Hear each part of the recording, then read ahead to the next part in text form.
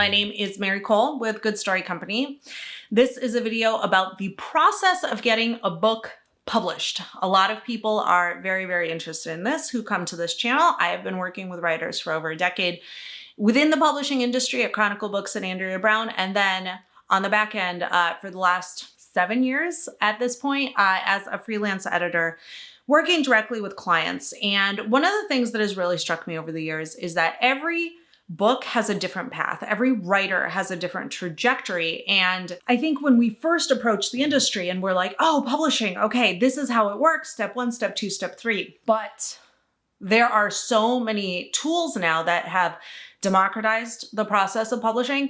So it could very well be that somebody's publishing path includes independent publishing, which is easier to do and more accessible to do now than ever before. Or maybe they independently publish one book, traditionally publish another one. Maybe they work with an agent for their children's work, and then their graphic novels, they go out on their own. And so it's very tough to talk about the steps of publishing a book, the one path to publishing. But a lot of people who learn from me and watch videos like this, they sort of want to know a broad strokes overview. And that's what I'll be talking about today. So the first step to getting published for me is having an amazing book.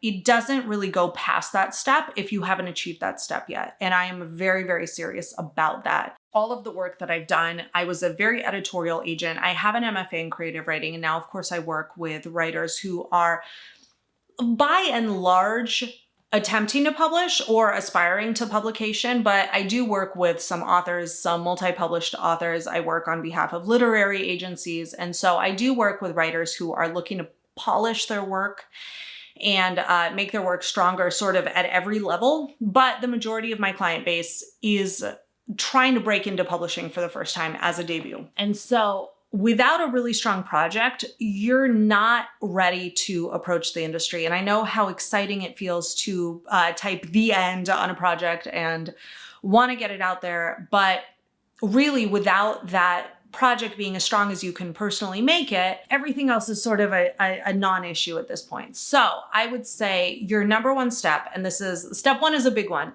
is to make sure that you absolutely understand your vision for the project, you understand the audience for the project, and you do the best job that you possibly can to make the project match the fullest expression of your vision for it, and also match the audience that you hope will eventually read it. As I like to say, you can always write an 150 page picture book, but your odds of publishing one and getting one into the hands of readers are very low because usually we understand certain things about picture books. They're for very young children. They're about 32 pages usually.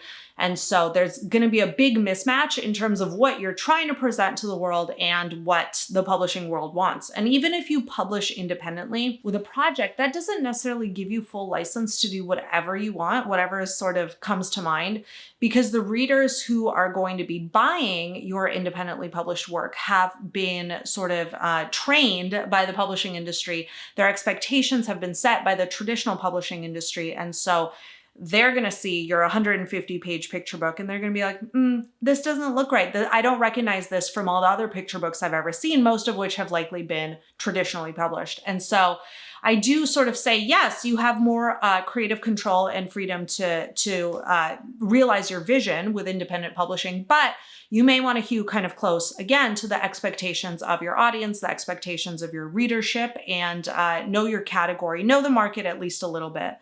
You don't want to necessarily be sort of beholden to trends or watch the market very closely at the expense of your own creative expression. But at the same time, it helps to sort of keep an eye on what the market is doing, what the audience might expect.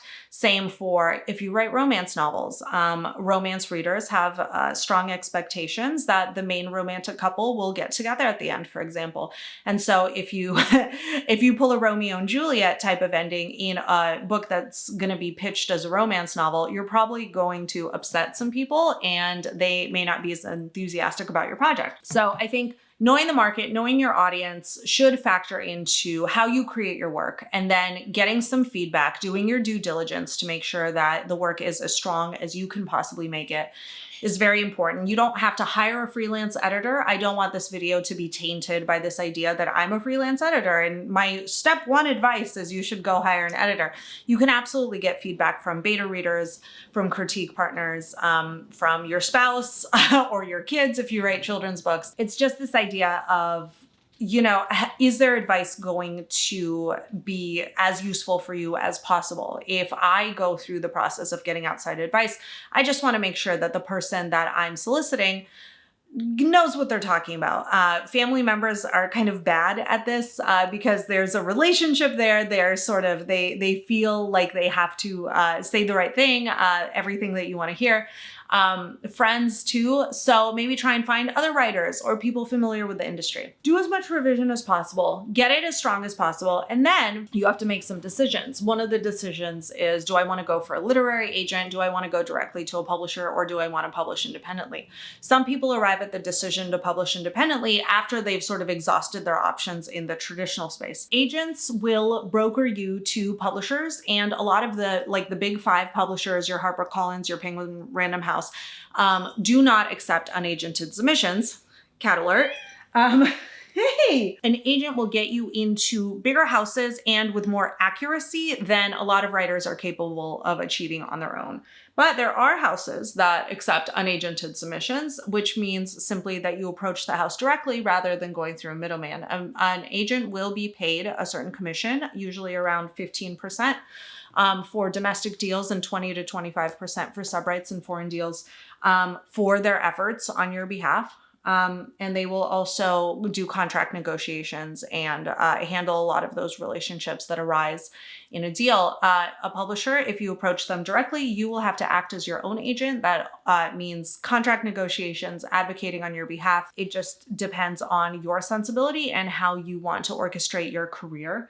That's not to say you can't get an agent later or once you are already in a publishing deal, but for the majority of people, they want to sort of be shopped around, have somebody working on their behalf, and they engage the services of an agent if they're able to find one. So what I would do once you've sort of made your decisions and set your priorities getting into the process would be to do as much research as you possibly can into agents and publishers that accept unagented material. I see no problem in querying both. When I say query, that means pitch your project, usually with a cover letter called a query letter. Put together a submission list. That is step 3. After doing your soul searching and kind of determining how you want to approach publishing, that's step 2. Step 3 is doing your research and putting together lists of people that you want to target, 1 agent per agency and 1 imprint per publisher.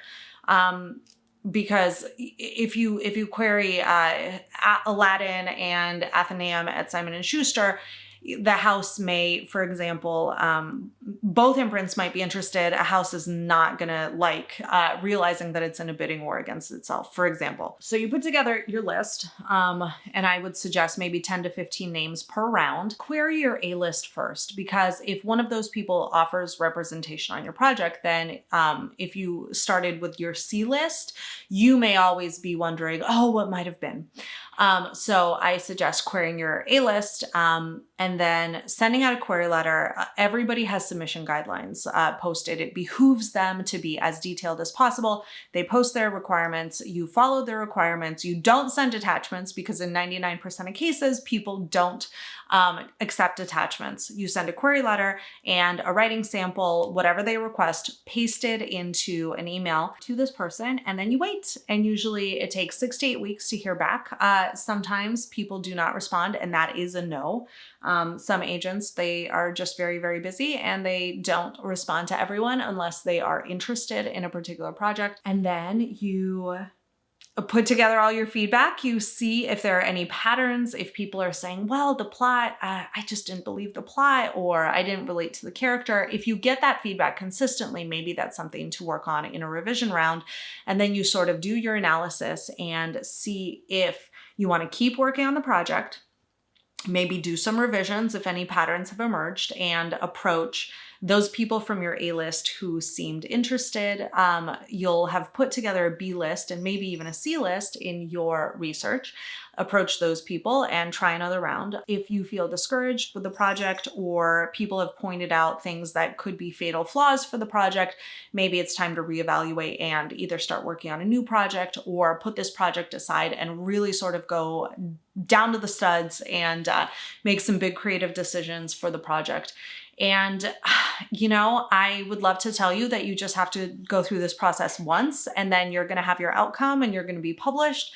But it's a learning process, just like everything else, just like the writing process. And so sometimes it may take a couple of manuscripts. It may take a couple of rounds of submission. It may take independently publishing a project just to get it out there and then writing another project and trying that one traditionally in order to really understand who you are as a writer, what the industry is like, what the industry is looking for, and if the twain shall ever meet between what you want to produce and sort of what other people want to champion or want to read in the case of independent publishing. And that's just, it's a process. And there are, of course, people who get published on their first time out. They trip over a literary agent. They make a big deal. And like everything is butterflies and puppies and unicorns. But for most mortals, it is a learning process. It is more of a trial and error type of situation. And so I can't tell you what your individual story trying to get published is going to look like, but this is what I would recommend as sort of a really nice progression of your first few steps. But remember that manuscript, the actual thing around which all of this fuss sort of swirls, that's going to be the most important thing. And I think a lot of writers lose sight of that a little bit in their excitement to submit, in their excitement to sort of move forward and build their careers. It really does come down to the manuscript. And then if this one doesn't go somewhere, it all comes down to the next manuscript, because every time you write a manuscript, you're learning, you're growing, you're taking kind of next steps in your progression as a writer. And so I don't believe that any experience you have is truly wasted, but I would maybe recommend that you settle in for the long haul, because the steps to the publishing process and how to publish a book, it really can be more of a marathon than a sprint. This has been Mary Cole with Good Story Company, and here's to a good story.